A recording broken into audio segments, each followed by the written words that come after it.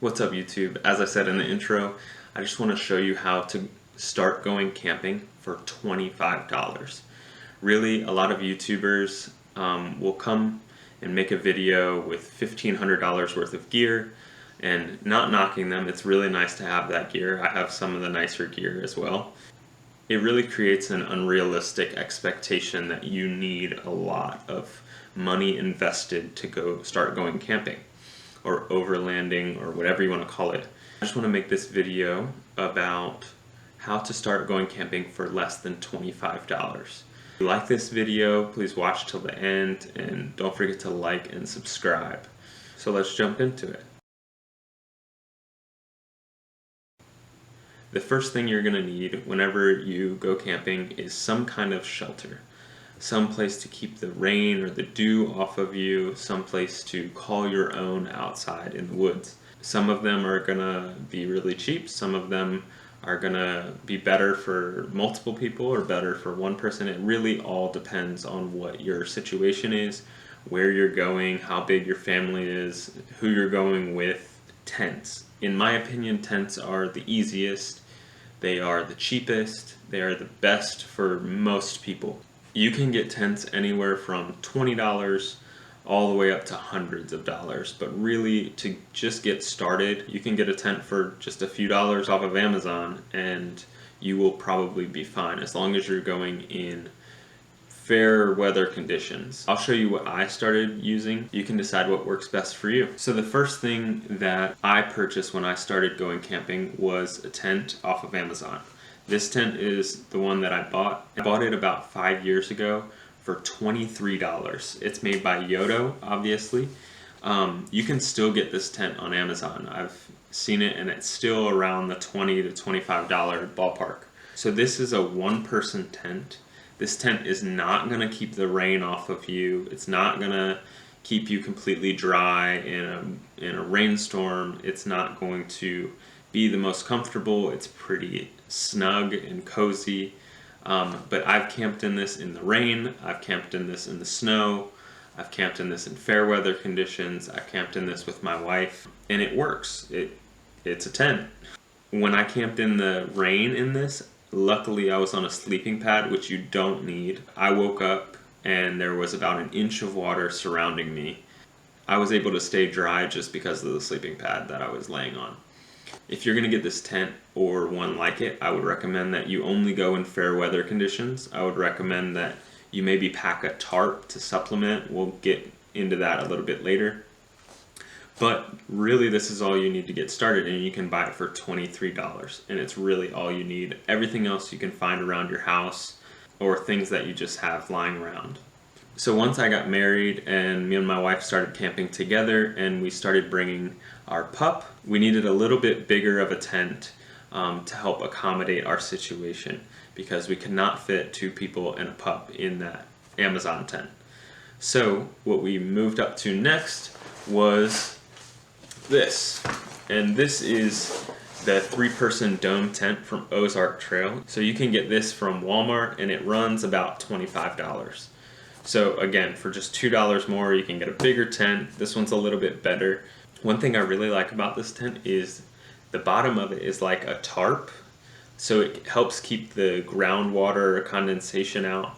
And it also goes up around the sides a little bit, so if it is lightly raining, then it would probably do a better job of keeping the rain out of your tent. It has a little window and a rain fly that comes with it, and really I've camped in this multiple times, and it's plenty of space for me, my wife, and our dog.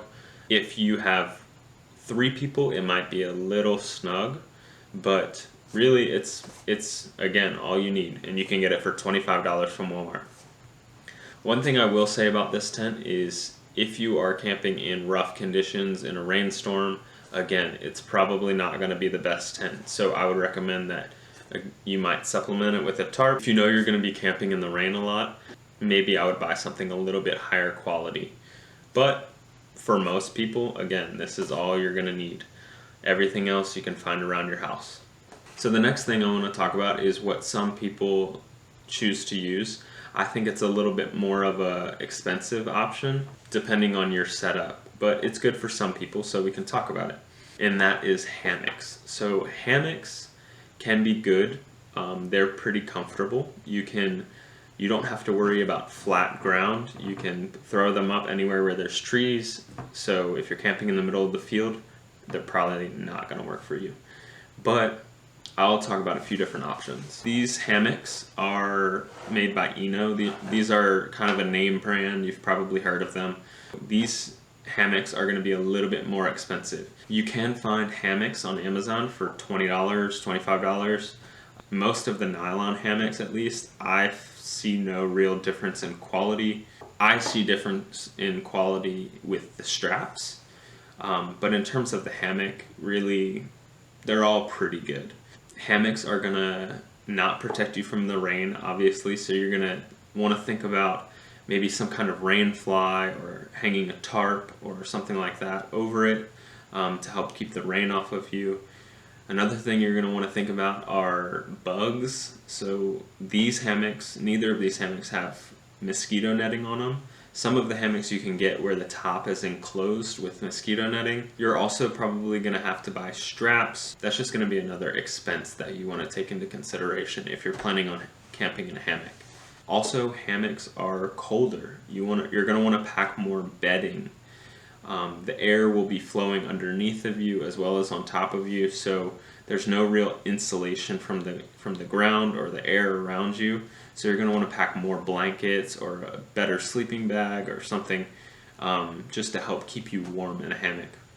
Lastly, hammocks are obviously only good with one person. If you're going camping with your family or with multiple people where you're going to want to all sleep together, or you and your spouse or something like that, hammocks might not be the best option for you. They are pretty comfortable, in my opinion, for one person if you're going to be sleeping alone, but multiple people, probably not the best option. This is just one more hammock that I wanted to mention. This is a cloth hammock, so I got this on a mission trip to Honduras. And this is just one that I had laying around my house. I've camped in various conditions. I've camped in the snow. In that case, I was using a tarp, so I was able to keep myself a little bit more warm. But this cloth hammock is going to keep you a little bit more warm than the nylon hammock. So really, you just figure out what your situation is and what's best for you. The last thing I want to talk about is a pretty rough around the edges way of making a shelter, and that is just using a tarp. So you can go to Walmart and you can buy a decent sized tarp for pretty cheap as well. And a lot of people you can see on the survival shows and stuff, they'll use a tarp to make all kinds of shelters. They'll use them to make lean-tos, they'll make A-frames. This is another option if you want to rough it a little bit. If you're using a tarp, you won't have that enclosed space outside that you can call your own. You'll be able to keep the rain off of you and keep the groundwater off of you with a tarp pretty well, probably better than any other option. But tarps are harder to set up. You need a little bit more skill using like paracord or something to tie your tarp up. And it's probably going to be not good for most people. But if you just want to get out there and you know how to do those things and you just want to rough it a little bit, you can definitely just use a tarp. So the second thing that I want to talk to you about is warmth. When you go outside and you go camping, you are going to want to stay warm. Again, this is going to depend on when you go, if you're going in the middle of winter versus the middle of summer. So I'm going to talk to you about a few different options. You probably will need to spend $0 on this because you'll have everything you need around your house. So the first thing you will need is a lighter. When you're going camping, it's great to have a bonfire. You do not need this. You can go camping without fire or without a lighter, but in my opinion, part of what makes camping is having a campfire. You can just grab any lighter around your house. Most parks are going to have some sort of limitation around what kind of firewood you can bring, so I would always recommend that you follow the local laws and restrictions around that. Many places just allow you to pick up the dead wood that's laying around the campsite in the woods. But really all you need to do is bring a lighter and you should be able to stay warm throughout your camping trip.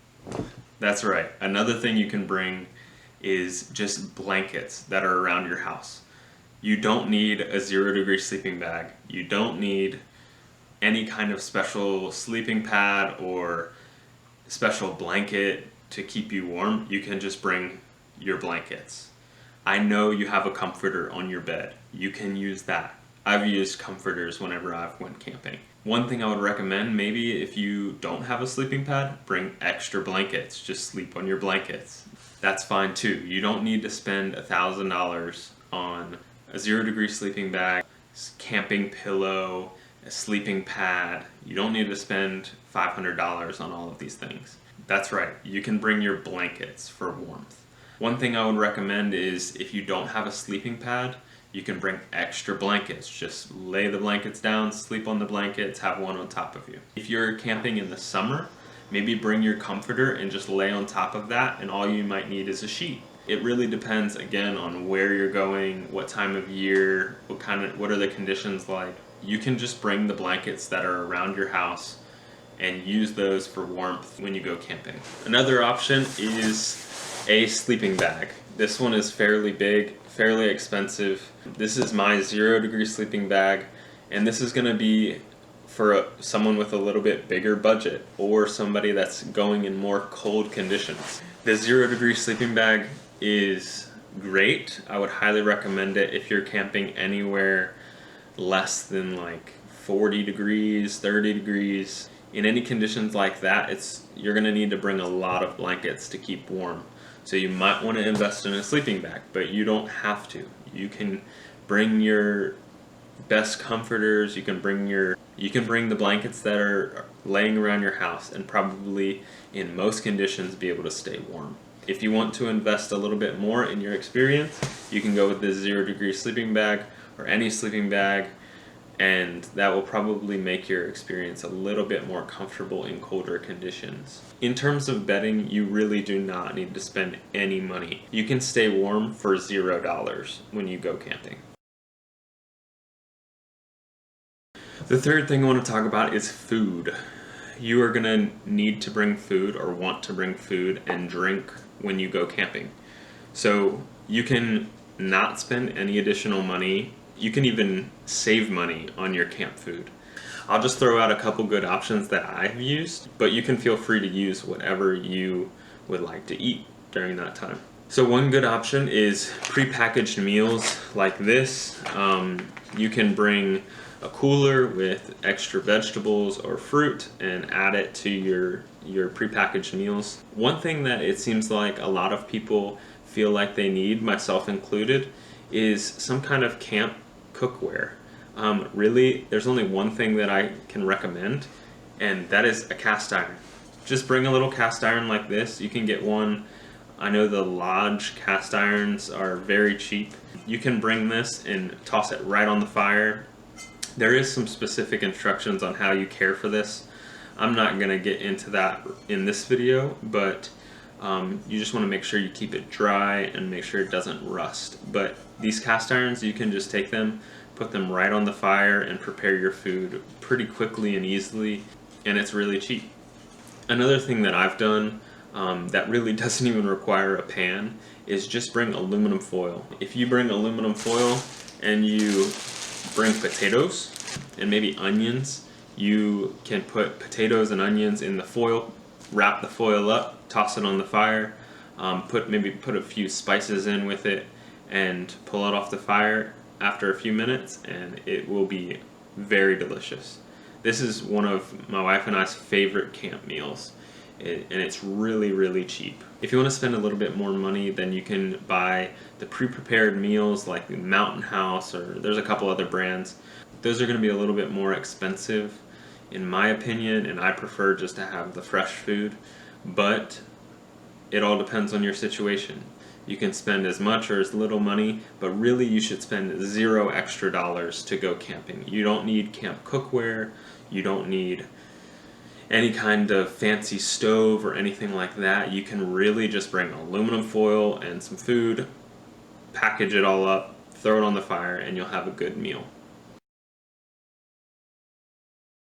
The last thing I want to talk about is a destination. You have to have a destination to go camping. There are many different places that you can go camping. It does not matter where you live. You can normally drive within 30 minutes to an hour and be able to find a campsite.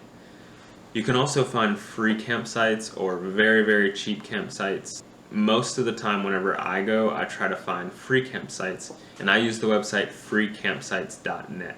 A lot of the campsites on that website are Walmart parking lots or BJ's parking lots or rest areas or something like that, but there are some gems on there. So if you go on that website, you can just find a place that looks cool, and I encourage you to go out and camp there. Another good resource to use is Airbnb. A lot of campsites on Airbnb are really, really private and secluded, and they're only like $10 to $15 a night. So this isn't necessary. You don't have to spend that money if you don't want. There are plenty of free campsites out there. But if you want a cheap, really secluded, really quiet and peaceful night, then maybe you spend a little bit of money on an Airbnb campsite reservation. Some places like state and national forest, you might have to make a reservation and it might cost you a few dollars per night, but it's normally pretty cheap. Most of the places that I've seen are anywhere from $10 to about $30 a night, and you can go in a really nice campsite with all the amenities. And if you want to spend a little bit more money, you can go to like a more upscale, more developed RV park or something like that. In those cases, they're going to be a little bit more expensive, but you're going to have a whole lot more people. It's not going to be really roughing it. You're going to have facilities and bathrooms and showers and water and electric and all of the luxuries. So it really depends, again, on your situation, how many luxuries you're looking to have, and how much roughing it you're looking to do. So really that's it, guys. I would really encourage you to go out and find adventure where you are. It doesn't have to cost a lot of money. If you spend $25, you'd probably be fine for a night or two camping and be able to be fairly comfortable. It doesn't matter what your budget is. It doesn't matter where you're located. Really, you can go out for pretty cheap and with things that are just laying around your house right now and go find adventure. So let me know in the comments below what you feel like is necessary to start going camping, or what you used when you started going camping. I'm really encouraged to hear what you guys think. So don't forget to like and subscribe if you've enjoyed this video and if you've watched it till the end. And until next time, go out and find adventure.